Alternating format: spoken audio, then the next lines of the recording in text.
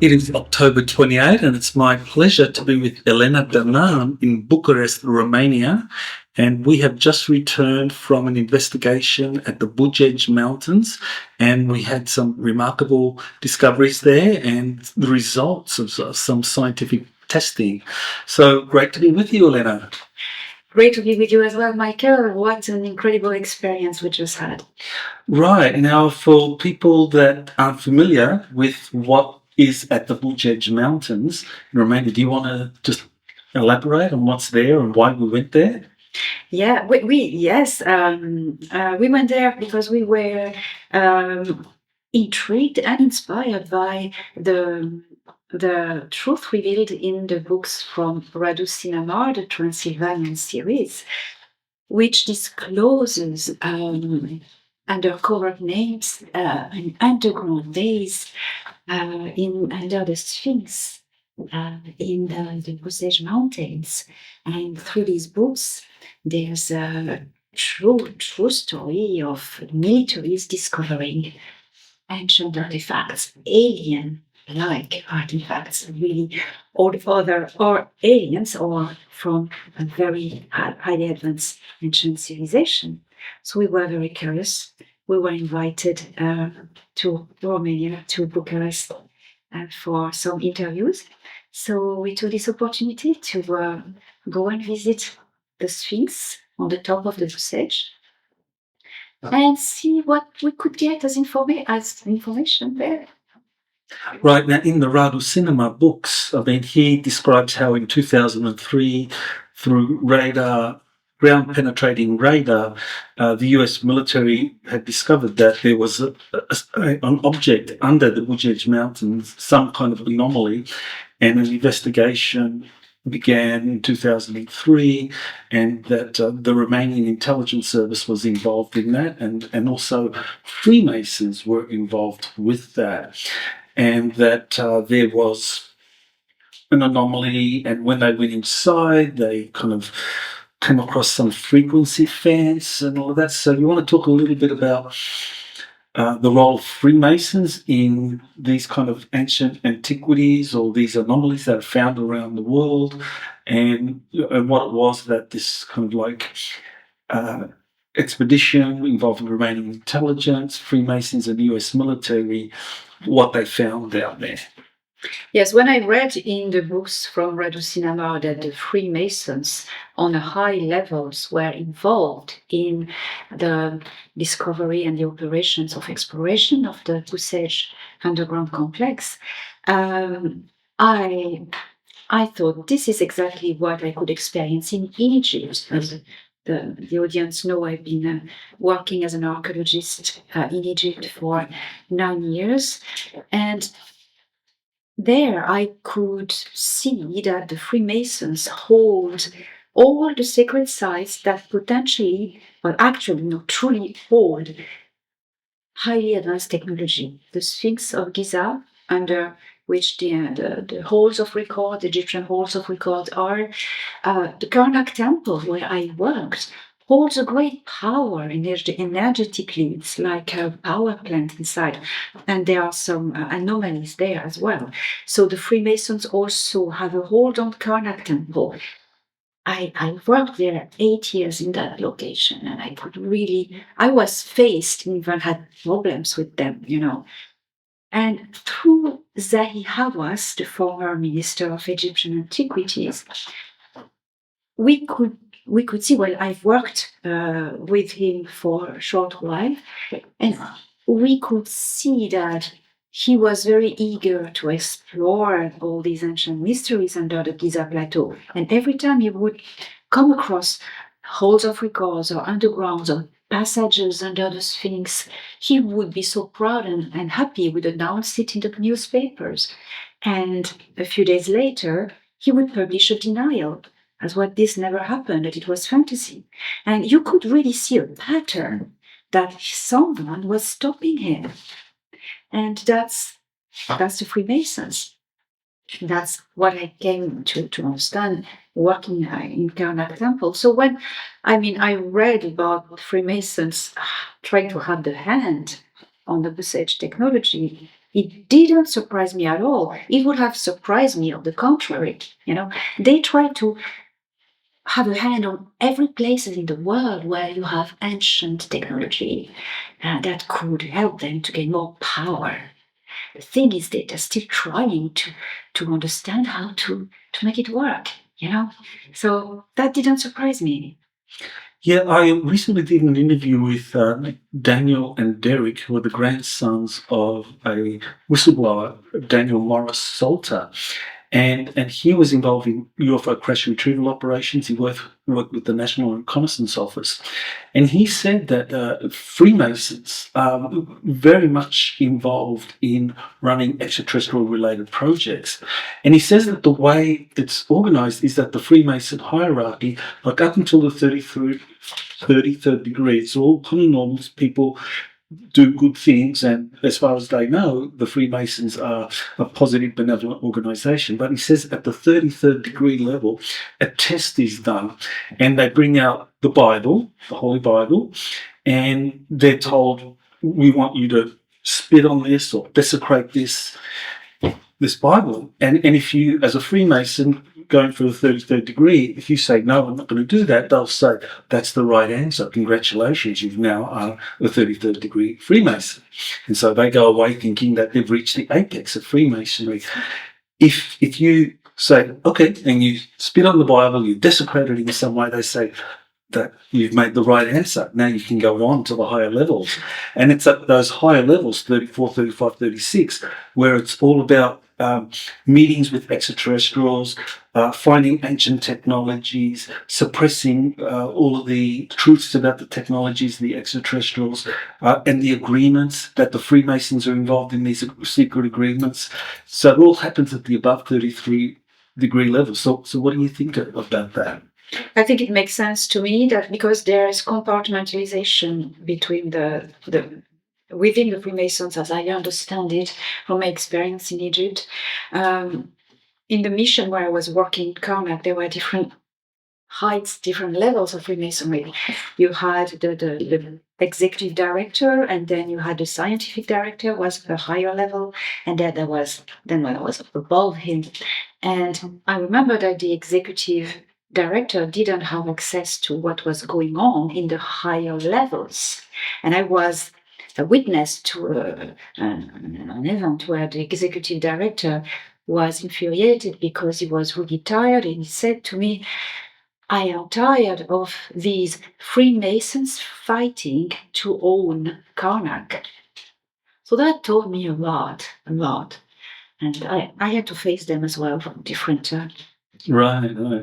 And in the Rado Cinema books, there's a high-level Italian Freemason who comes over and pretty much kind of like controls and manipulates everything there. So in the Rado Cinema books, they describe a kind of frequency shield surrounding the anomaly. So, what happened in that case involving the anomaly, and what was it that you detected with Corina Pataki? Yes, I was familiar with these frequency shields, having contact with extraterrestrials and going physically to places where there would be these protections. What we found there when we arrived on the site, we were a group of people, and Corina Pataki and myself were in two different places of the site, not firstly communicating.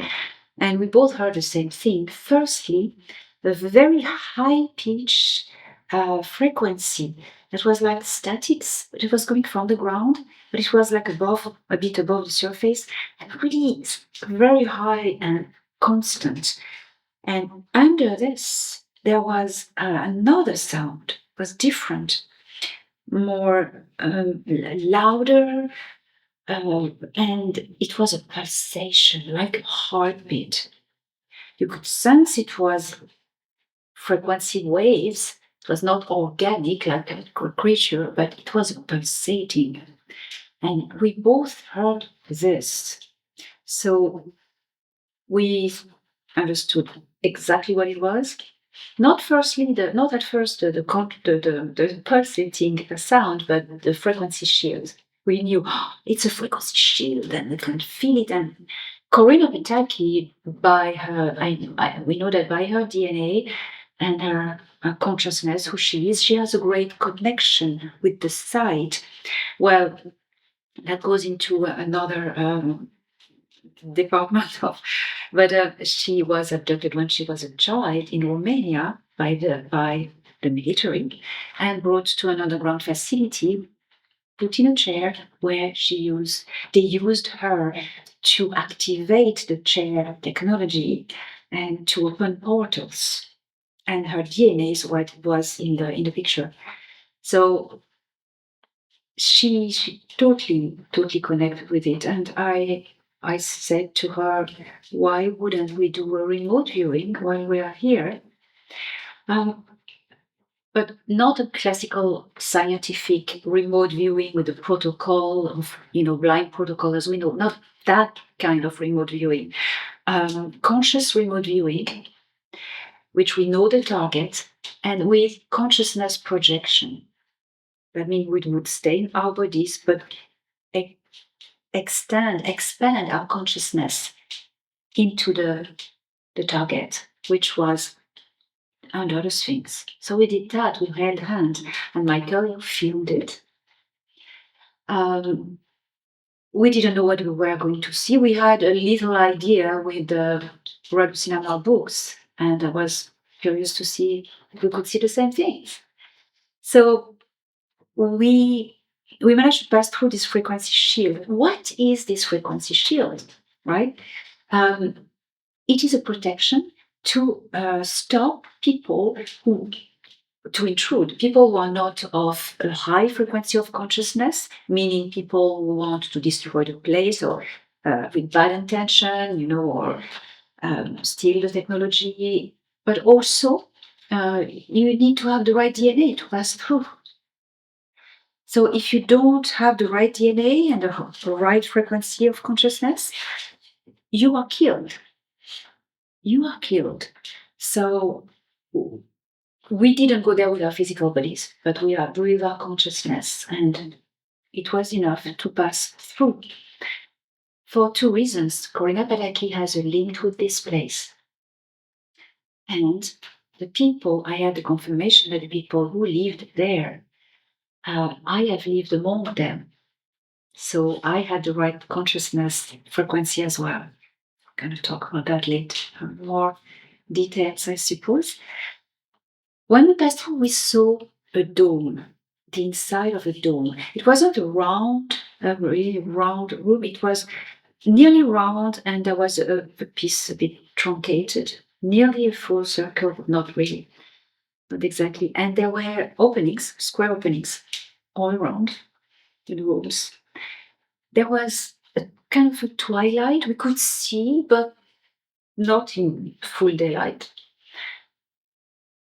When we approached the center of the room, there were markings on the floor with lines that would lead to the rooms.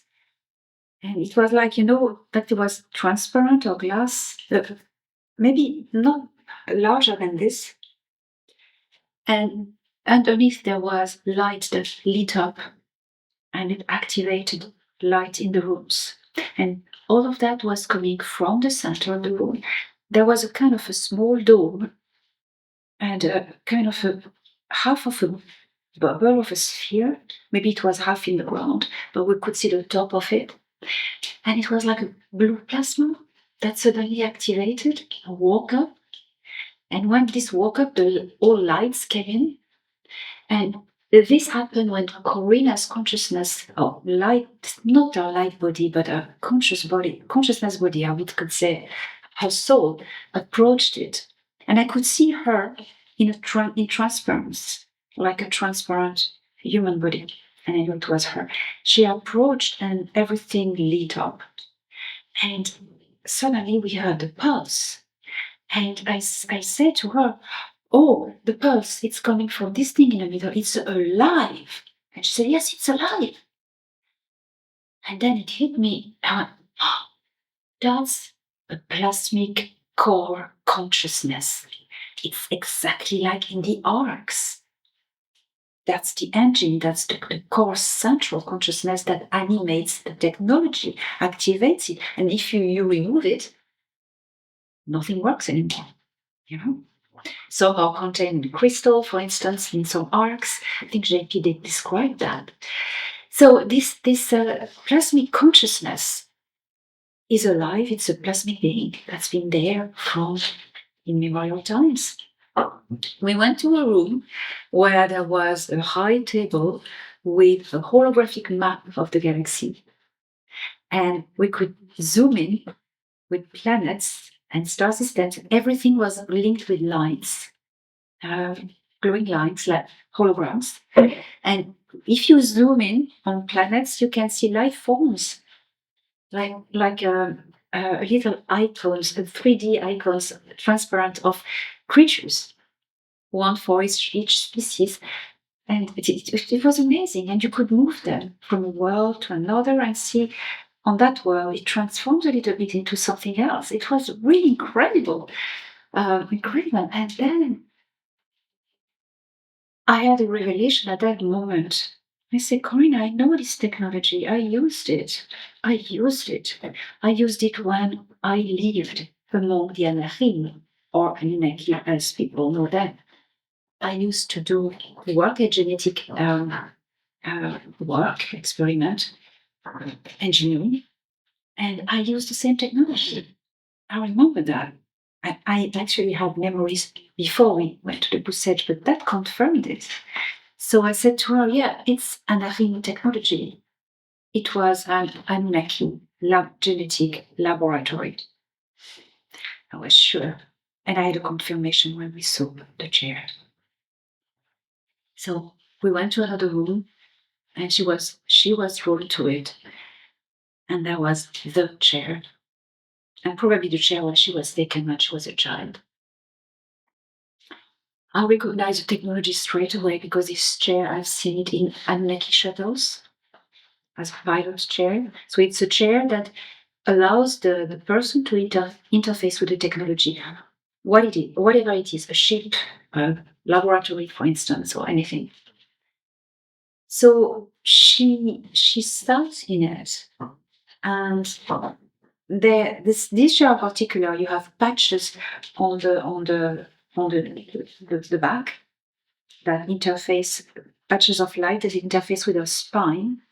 And when you put the head, there's another behind the head, and you have a circlet that two blades of golden metal, like copper, I don't know what it is, that go and lock here, that come from behind and lock here, tack. And when it locks, you interface with the technology.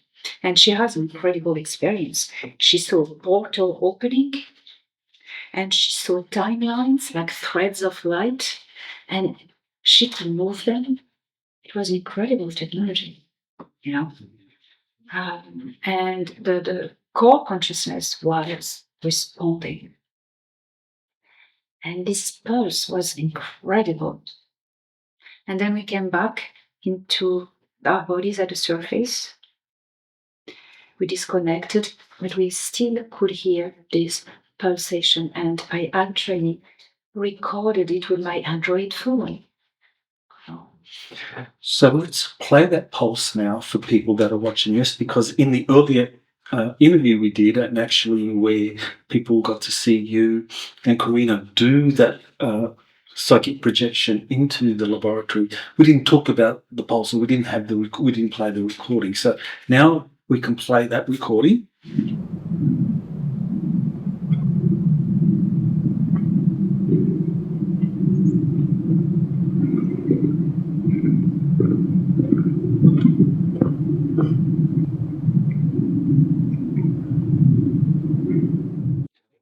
So people could hear the recording, and there was a pulse. There was that kind of pulsing like a heartbeat, and it's very similar to that incident that occurred recently in outer space involving the Starliner spacecraft that was docked by the International Space Station and the astronauts on the ISS, they said there's a sound coming from the Starliner craft and there was a pulse. Now, let's play that pulse for people.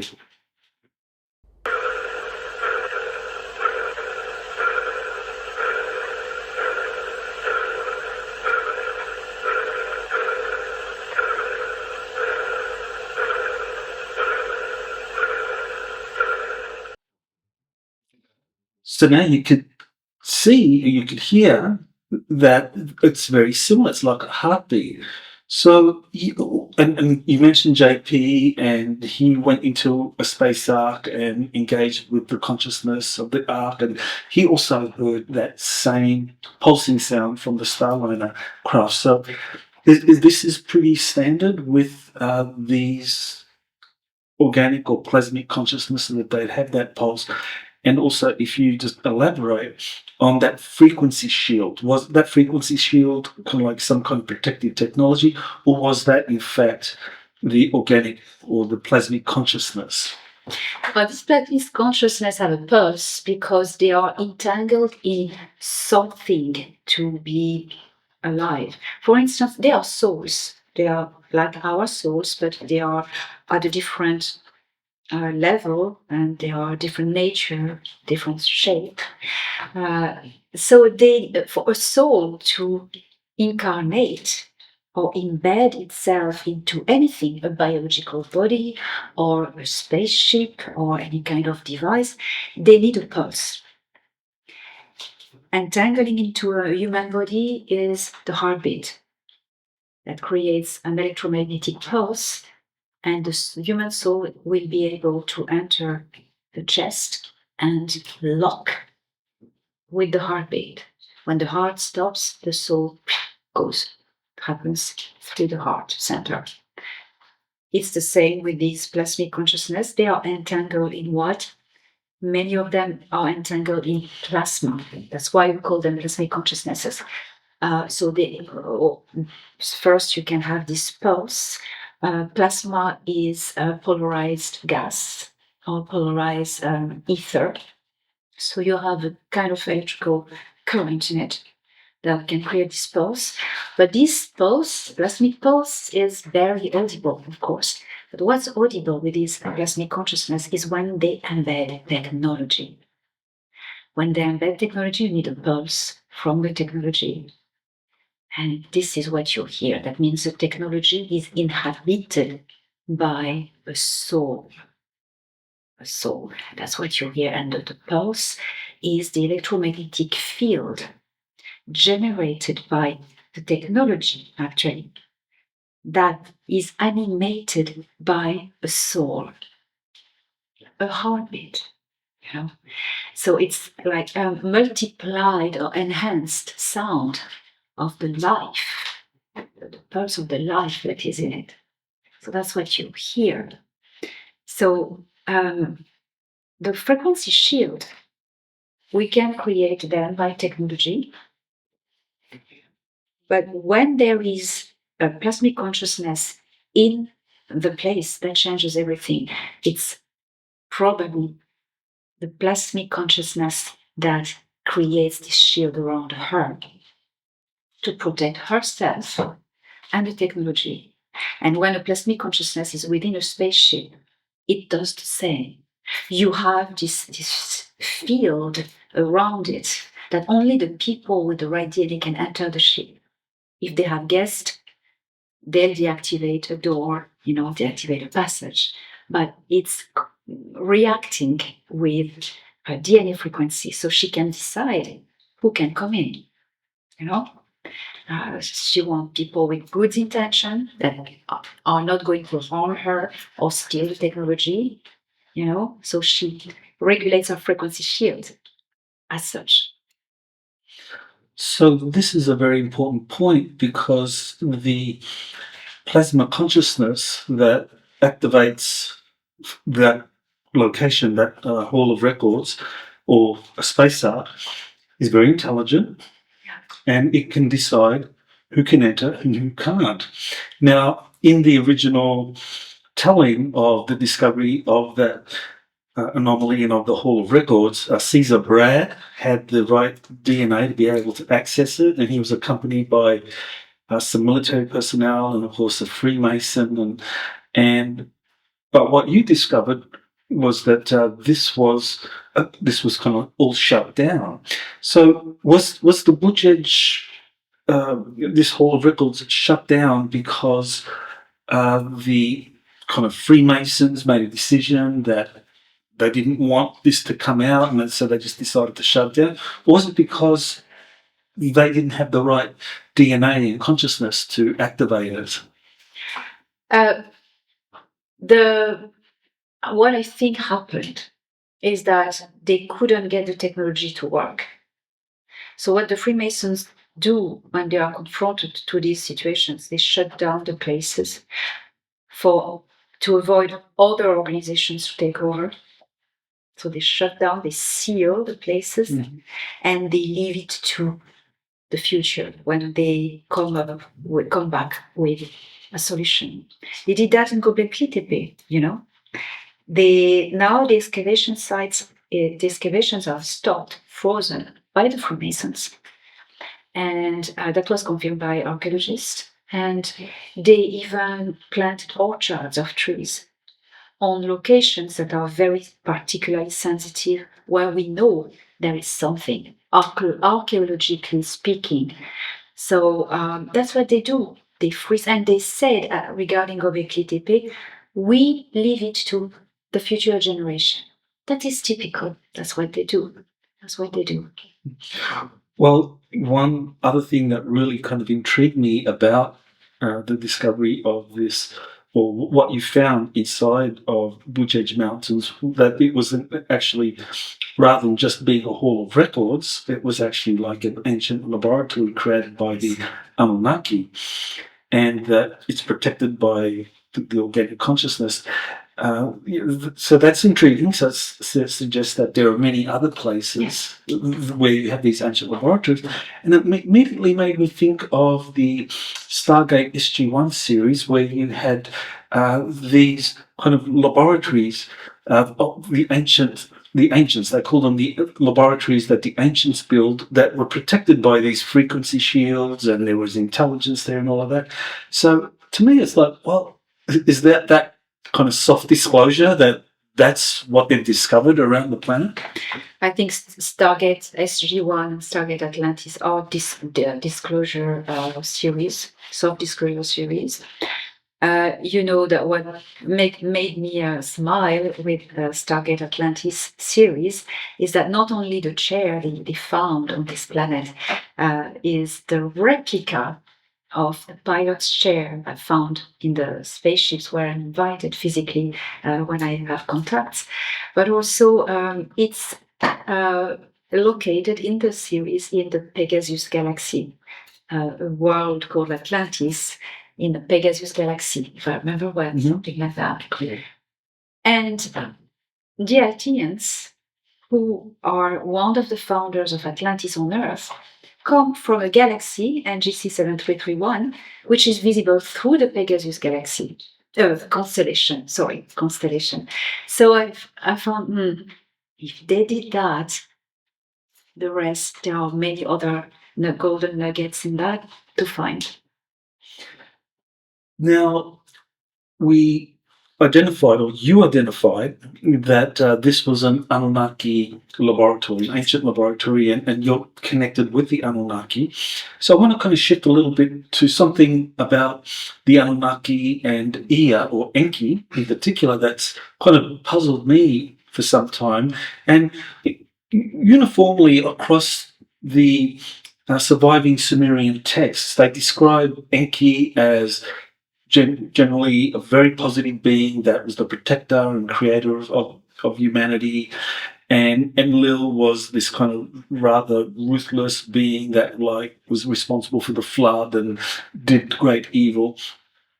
Now, but there was always a story that puzzled me, because it seemed to be something that on the surface it appeared to be a deviation. And Matthew LaCroix, the author of The Stage of Time, I think did a really good job in describing how the Sumerian texts do describe Enki in positive terms. But when it comes to the story of Adapa, Enki is described in more of a kind of enigmatic and trickster role, and the story of Adapa is one where this the first king was the first human king, had genetics that were very advanced, and that he did something that led to Anu being enraged, and so Anu summoned him. So you want to maybe fill in on what you know of that incident involving Adapa, Anu, and the role Enki played in all of that, because I think it's very helpful in understanding, who exactly Enki is. Okay. Well, transiting from the subject of Bucegi and the Hall of Records and laboratory that is under the Sphinx, there were many laboratories like this on Earth, but they were not all of the good faction, if you want. There were also laboratories managed by Enlil and his faction. You had two strands of work, genetic work on Earth. Enlil wanted to enslave humanity, degrade their DNA, their abilities, lock their abilities. So he had because Enki has refused to go further in that project. So Enlil had said, okay, I'm doing it myself. I'll bring my own geneticist and we'll do it. So there are many places. I know what I understand, and I firmly know that the facility under the Bucegi was of the good, the positive faction, led by Enki, one of the many laboratories, but this one was an important one. And I know this from memories of my past lives, and also confirmed by Ia, with whom I'm in contact. The main laboratory was on board the Nibiru ship, and Enki or Ia, with Ninosa, for instance, they were working on the ship, on the Nibiru. And from this main laboratory depended all the other ones. They were managing all the other ones on Earth. They were reporting to them. So that's how I understand the structure, because what was happening on the Nibiru was protected. That's where Adapa was engineered. So moving on to the Adapa story. Mm-hmm. The story is that Adapa was summoned in front of Anu. That's what we know from the ancient tablets, because he had slaughtered a creature, right? And Anu offered him a drink of immortality. Drink it or not, free will. Okay. And in the story, the official story that we have, the real story from the tablets, Ia says, no, don't drink this, don't drink this. Okay. Now, you don't understand. Why would Ia say, don't drink the drink of immortality? The story behind that I know is as such. Yes, Adapa had killed a Ciakar of a high position, because Enlil still is, somewhere in space, half Ciakar. Enlil's mother was a Ciakar queen, Tia. Okay. And he came in the expedition, the Kashkar, the expedition to Earth, with his group of Ciakar, high rank, okay, and many workers. So that's Enlil. So Adapa killed one of these creatures, one of these Ciakars. And that wasn't going well with Anu, because Anu was tied by his marriage with Queen Tia, the reptilian Ciakar queen. And he was obliged to get along with her for political reasons. So the Ciakar obliged Anu to take a decision to kill Adapa, to make justice. But how it works, regarding the laws of the Anarchim, there's a free will. So, and Anu gave him a chance. Used the Anarchim laws, the Anarch laws. He offered Adapa a chance. He said, here's a drink of immortality. It's up to you to have it. knowing that Ia had told him before, and this is something I remembered Ia told me at the time. He told Adapa, you are going to be someone on a ship where the emperor, my father, will come on that ship. And you must not eat or drink anything. This is very important. He didn't tell him why. So Adapa refused. He said, drink of immortality, but Ia was nice with me. He told me not to drink it, so I won't. I trust him, I won't. And so he didn't drink it. And he got back to Earth and things got on. Continued to go for him.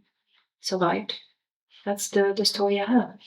Good, that's very helpful actually, because that was a puzzle for many who are understanding this kind of struggle between Enki and Enlil, that Enki was the protector and Adapa was a very highly evolved being and certainly must have been a very powerful being to defeat a Ciakar in battle.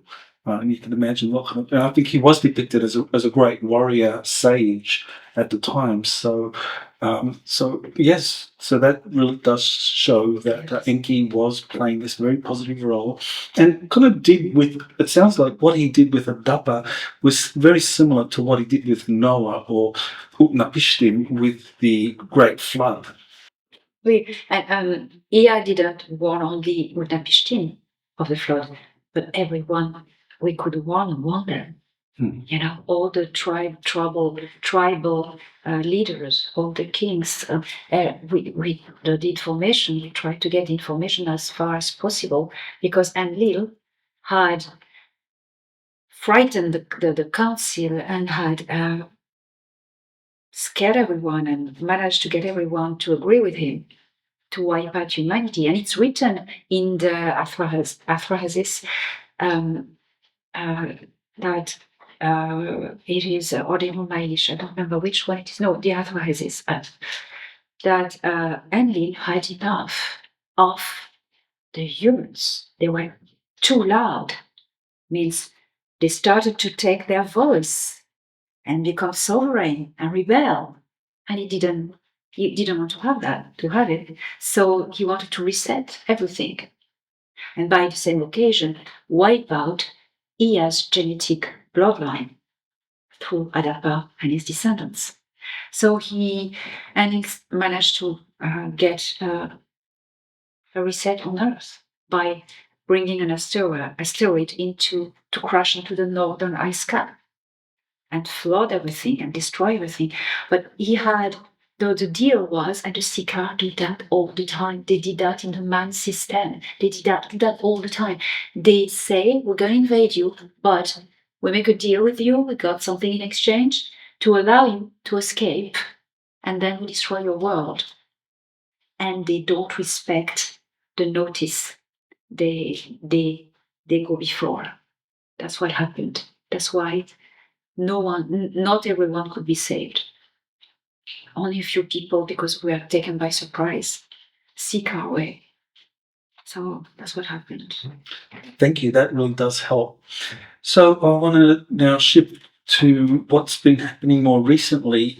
The Artemis Accords, they have become something that has really taken off. And these are bilateral agreements that countries reach with the United States in terms of space exploration, tourism, mining, so forth. And also they have an element in there which encourages the development of a united military cooperation to deal with or protect these safety zones that would be created in space under the Artemis Accords.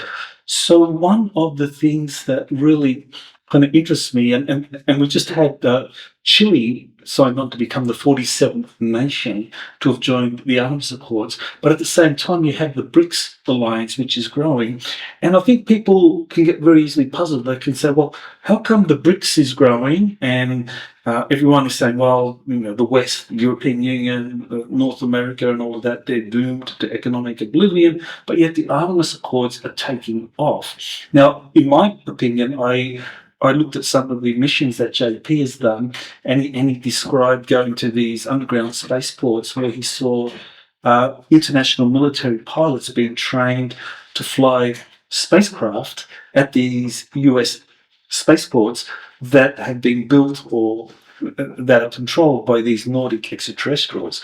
And so that would be a powerful incentive to people or countries to join the Artemis Accords because, the two choices at the moment are joining China and Russia's International Lunar Research Station, which is just a lot of, blah, blah, you'll get this and that, but really nothing. You get nothing because China's, their attitude is like, well, we're not going to give you anything meaningful. We just want to find out what you know. But the United States is actually willing to share really advanced tech and training. So what's your opinion of the Artemis Accords, their expansion, and how they relate to the Jupiter Accords from 2021? Well, I believe that the Artemis Accords are something that was created by the Earth Alliance, or the White Hat military on Earth, by cooperation with the Galactic Federation of Worlds, the ETs that are in our star system and that have made contact since 1954, officially with the Eisenhower administration, to create a cooperation program, starting with the US Navy.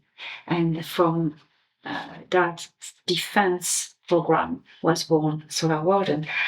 But then it stays like this for a while until things got really heated up with the war that started the star system, and humanity started to get on the right path to a progressive future, and suddenly things were possible.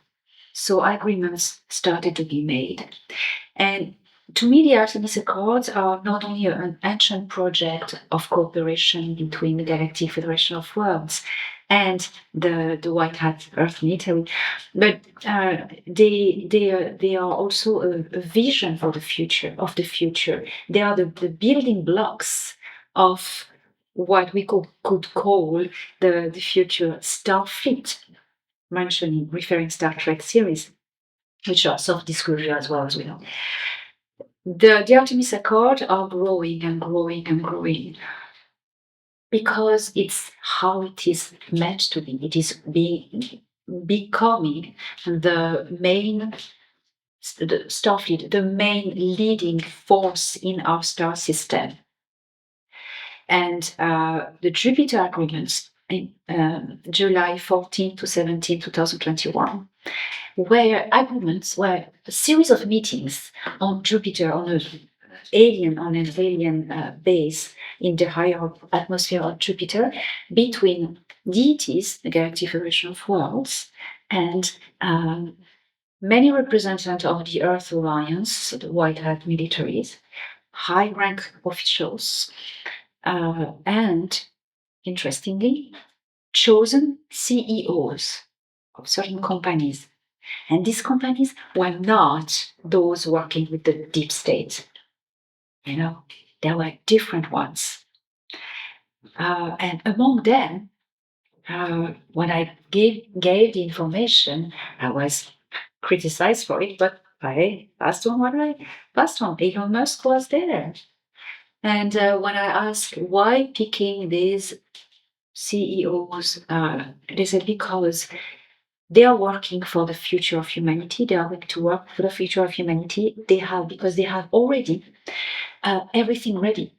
They have the financial means, they have the technology, and they have already started to work at creating technology for the future of humanity. So we can use what is there. So we take what is there, what is ready. We don't have the time to get humans to create new companies with new people. We're taking what's there and operational. That's what they did. And in the Jupiter agreements, what was decided was planning the after war, the after liberation of the star system and the Earth, from the deep state, the dark forces, and drawing I would say, throwing the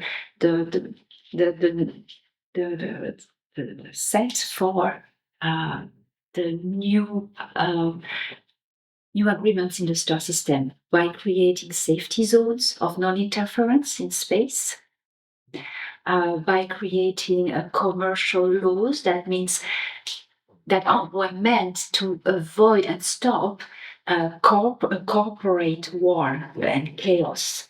Because when a body dies, it may be chaos. If you haven't planned anything, it's chaos. Everybody wants a piece of everything and fighting against each other, and it's really can be bloody messy.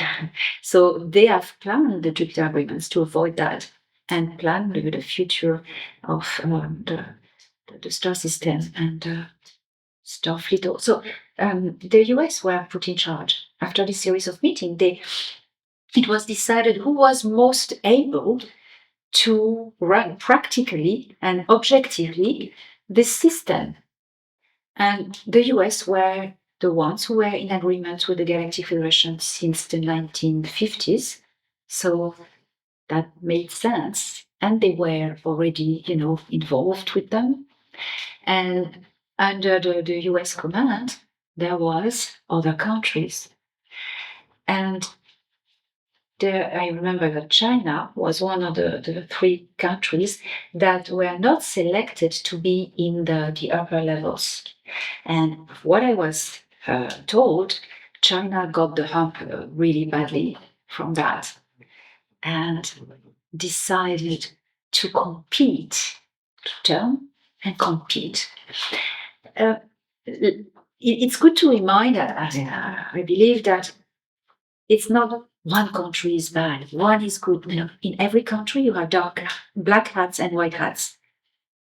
So when we say China turn back and try to compete, it's the black hats Chinese, corporate black hats like you have in the state, corporate black hats, the same. It's not the whole country. It's not on behalf of the people. You know what I mean? Yes, I think China definitely is trying to create a rival organization in space, and I don't think it's really succeeding. I mean, the International Lunar Research Station, I think they've got about 13 signatories, and they're all smaller states as opposed to Russia. And, I wrote a book about China, the rise of the Red Dragon, and the thing that became clear to me was that Chinese do not share technology. What they do is they just kind of absorb other people's or other countries' technologies because they're very suspicious of other countries, especially the United States and its allies. But what's recently emerged is that SpaceX under Elon Musk has dominated the rocket industry or the space industry globally. Apparently, it's just over 90% of all rocket launches.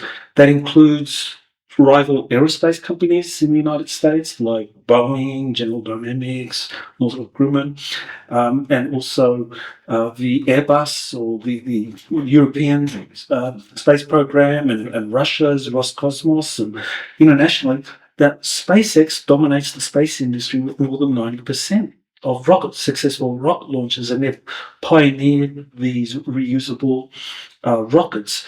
So what's going on there? I mean, one explanation is that, well, these legacy aerospace companies know that the future is not rocket industry, so they're just cutting it out of that. They're abandoning that particular failed project and they're leaving it to Musk to kind of dominate. Or is it because of the Jupiter Accords and SpaceX has been chosen to play this kind of critical role as we transition into a Star Trek future?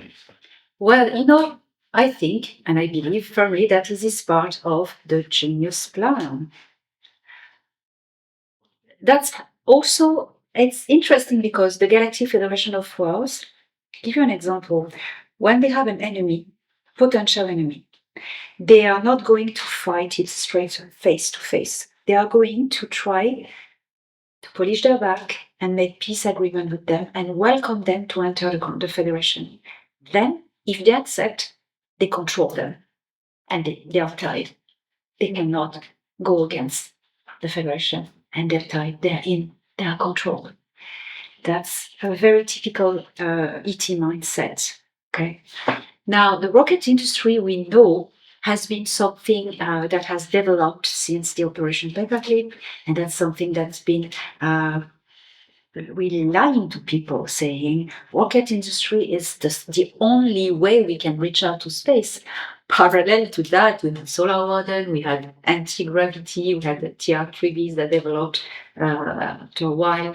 I mean, that was all a comedy, you know, but they were there to say, we don't have other technologies. That's what we have, and we're doing with that. And all the money that you pay for is going to these programs.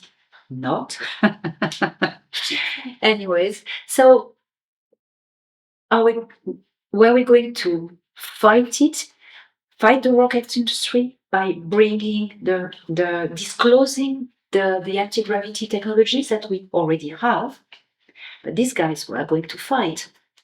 Wouldn't it be better that these guys own these ones, and then these ones alter it, and then bring on the anti-gravity? Pretend that you develop the rocket industry so fast towards new technologies, you come up with new things that already exist, you bridge, and then that's gone. Rockets are gone. Now we have anti-gravity technology will catch up with what already exists, and we don't have competitors. That's it, you know. And I think it's a genius plan. You know, I met an Alpha Centaurian lady who worked in a few years ago in Paradise, California, and they were working at connectivity technologies. And she told me that Elon Musk was somebody chosen to make a great positive change to humanity through technologies, and that is happening. Now, Elon Musk and Donald Trump had a conversation not that long ago, and Elon Musk, he said that there was this plan for manned missions to Mars by 2028, that they were going to use his SpaceX program to send their ships to Mars over different stages by 2028.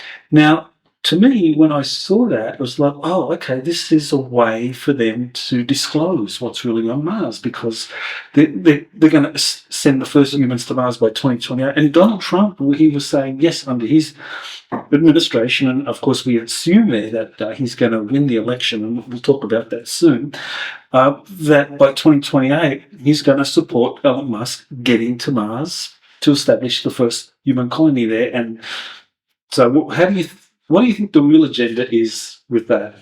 Catching up, and Thorhan already had already told me this a while ago. I think it did astonishing news on that.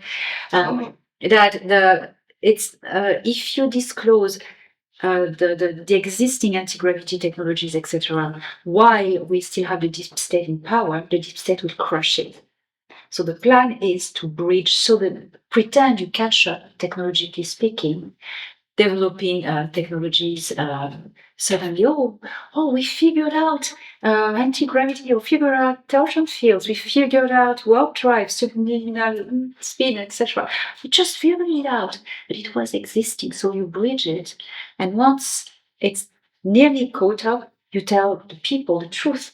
Well, by the way, we had this for a long time. But it's already there. It's already implemented into the society, and there's nothing you can do about it, you know. And Mars has been inhabited. Look at all those secret space programs or whistleblowers. They've all been on Mars, nearly all of them, and they describe all the same things: human bases on Mars that existed, you know, for a long time. So you and I, when we look at the sky, we see Mars as a little shiny dot. Can you see what's on it? You can be told anything. Because there's no life on Mars, there's nobody. You believe it or not, but Can you actually see it? No. It's everything that NASA tells us. Do we want to believe it? We don't know, you know? So is this all part of the disclosure plan that the Galactic Federation developed and handed over to US Space Command or to the Earth Alliance back in January 2023 when Thorhan went to the Raven Rock Mountain facility where this plan was handed over? So do you think what we're seeing now is all part of that? Yes, I think so. I wasn't given the plan in detail, but I have confidence that it is part of the plan, yes. Okay. So, because I know a lot of people are like, wow, is that plan was in 2023, why haven't we seen it happen? Why aren't we living now with the Galactic Federation showing up? What's been the delay? Because it's a plan, so it has different steps, and it works taking all the data in account, and one of the big data is the still existing power of the deep state. And it is planned with that. There's something also important that Oran told me. Dark black hat organizations that we won't name have been infiltrated by boots on the ground, positive extraterrestrials, or white hat humans for decades now. And these people have infiltrated these organizations, are untraceable. Even the ETs, they are untraceable. They have a family, they married, they have kids. They are untraceable. You would never think they are ETs. And they're there, dormant, waiting for the right moment to help shift these organizations in the way the white hats want, or sell information out. Like, recently there has been consecutive series of attacks in the Middle Eastern countries. And twice it has happened that the information was leaked just before to the leaders of a country that was supposed to be attacked by another country, not to name them, The information was leaked each time. By whom? Well, the infiltrators, So I see the results, and it's quite interesting to watch. Yeah. That would be a really good way for the Galactic Federation to operate, not openly, but like behind the scenes with their operatives, leaking stuff to help prevent the deep state move forward with all of these contrived wars or false flag events. Because that's something that I think is become very obvious, that many people have been talking about false flag events, black swan events, but they don't seem to happen. And it's like, well, I think it's because there are operatives, like you said, that are leaking things or making things happen so that false flag event or black swan event doesn't happen. And I think that's part of the plan to kind of like weaken and expose the deep state. Yes, exactly what it is, Michael, I believe, yeah. Okay. Well, JP recently did an update on medbeds, and thankfully, I'm very happy to report that he was actually given the experience of going through a medbed and describing how it helped him and how he felt like a 20-year-old after going through this medbed. And he recently had to retire from the military because he suffered a permanent disability. So it's very interesting that now he's been given this exposure to a medbed, and that what he was exposed to is something that is being rolled out. And he described going into this military facility and seeing 15 medbeds, and all of the medbeds were occupied by military veterans, those that had been part of these covert programs, and he was one of those. So he's been green-lighted to reveal that. So to me, that suggests that, okay, this is part of the rollout of medbeds, and beginning first with veterans. So, I know you've talked about medbeds in the past, being mass-produced on the moon. So what do you know about the production and future release of medbeds? Well, these medbeds that I know about who have been produced on the moon are operational. I was told operational first for the military, the soldiers who have fought in the liberation war of the solar system and of the undergrounds, the dumps. They are the first, probably because they are heroes who have fought for everyone else.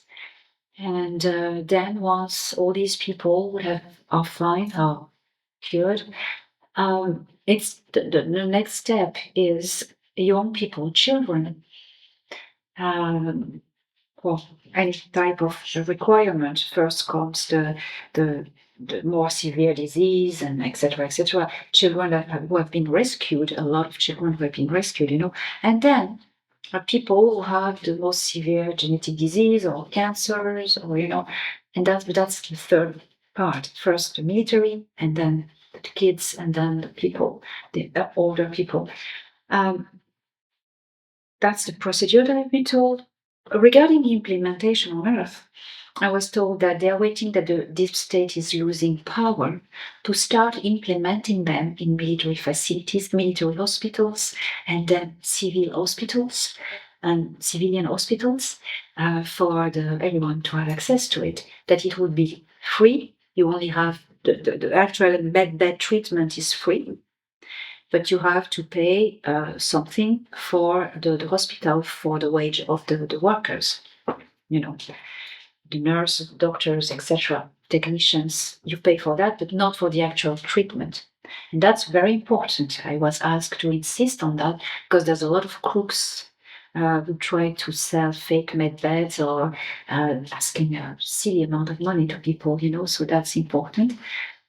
So JP's update brings me a lot of hope and positive thinking, because the medbeds he described have started to be implemented on Earth. What does it mean? Is that the deep state is actually, yes, they're losing power then. I was told they'll be implemented when the deep state loses power, and JP has this testimony of this implementation that has started, starting by the military, exactly in the order I was told, So to me, it's very hopeful. That's really good. Yeah, well, it suggests that the deep state is losing or is about to suffer a major defeat. So that takes me to the US presidential elections, which, from today, from the time of recording, that's in 8 days' time, so probably by the time people are watching this, the elections would have happened. So what do you know about the presidential elections from the perspective of the Galactic Federation? What has Thorhan told you? What can we expect? There, a few months ago, I was told by Thorhan, I was watching the news, and he said to me, Kennedy. I went, what, next president? He said, the key. Okay? He said, I can't tell you everything, but Kennedy is the key. Okay? The key for what? Nothing. Okay. And then I learned a few months later that the candidate, Robert Kennedy, gave his always vote and support to Donald Trump. So I went, oh wow, okay. And I was told as well that the two people I just named would win, and would be elected by the people, and they are meant to be the winners and bring humanity in direct line to plug into this progressive Star Trek future in direct line, and we're good to go. But he told me as well that same as the previous session 4 years ago, there would be attempts of creating a different outcome. I'm not using the terms, but I think the audience understand. Using means to get a different result by not always honest means. And this is a variable, So if this was to succeed, the annoying outcome for humanity, if the other camp was to succeed to hijack the the good outcome, the positive outcome for humanity. I hope everybody follows. If that was to happen, it's okay. No panic. People keep on fighting. It can even trigger people to uprise and become more active and warrior-like and stand for their sovereignty. We want to try to avoid that because it's chaos, it's troubles. But, if the other side would manage to get their ways, it's okay. People will fight, and it will, as I said, trigger them to take up arms and rise. But that's one thing I want to insist, and that I will never get a different talk about that. The future, I've seen it. I have seen the future. I was shown the future many times.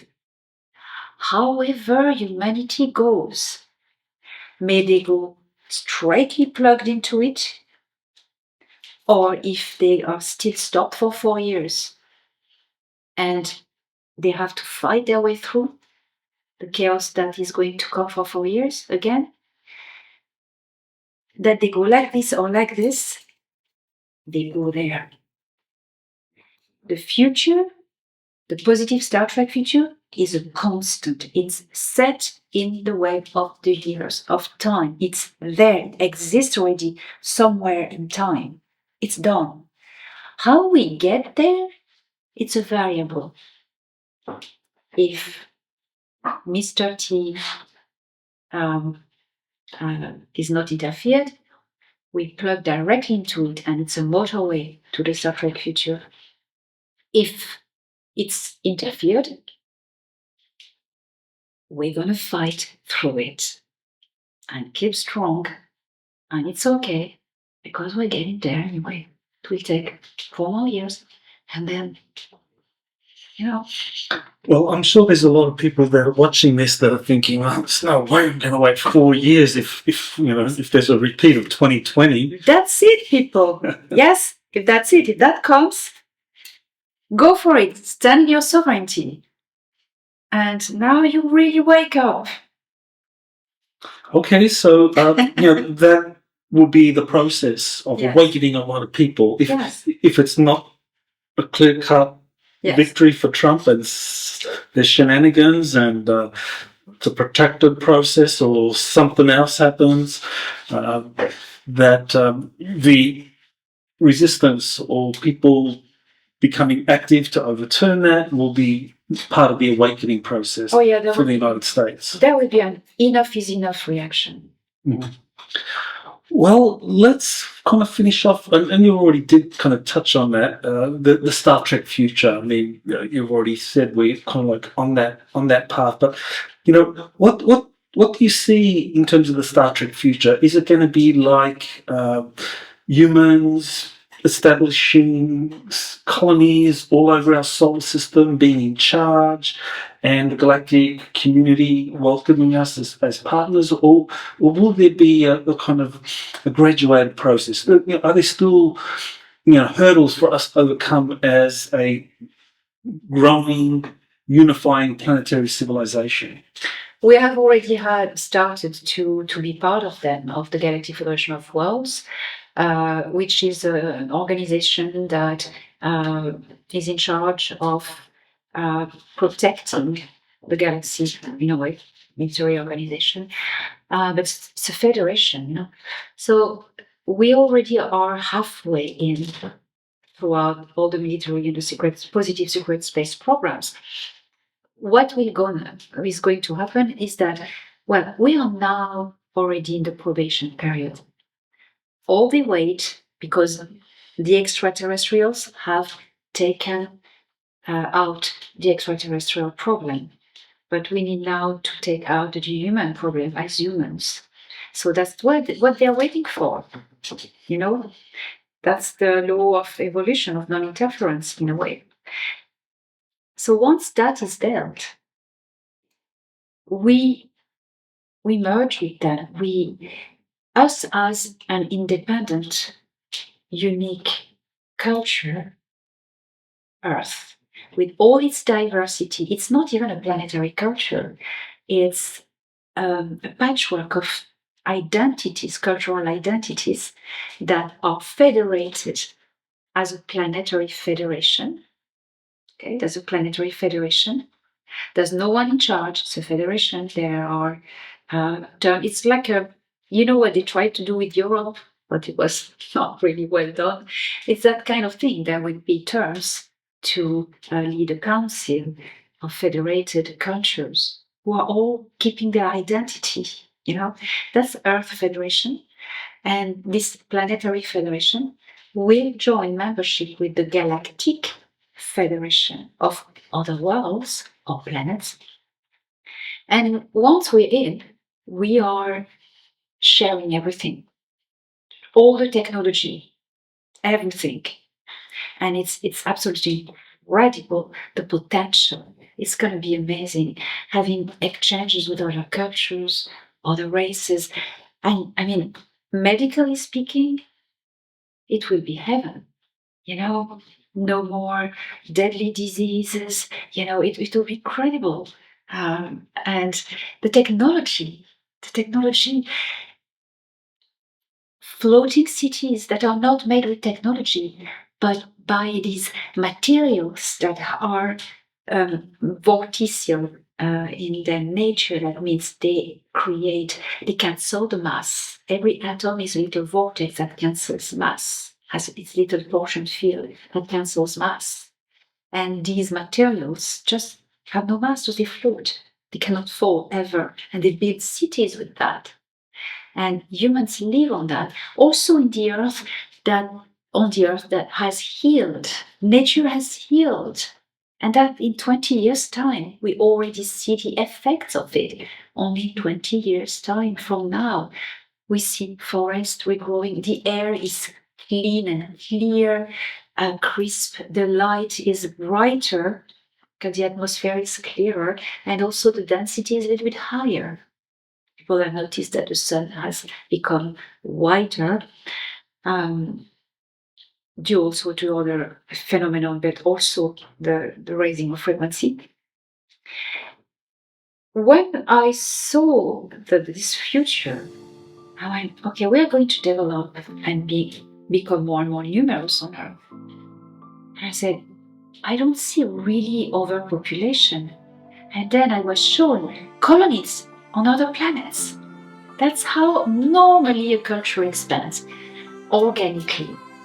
Once they discover interstellar travel or interplanetary travel first, they send colonies and they keep on growing and expanding. That's what humanity is meant to become.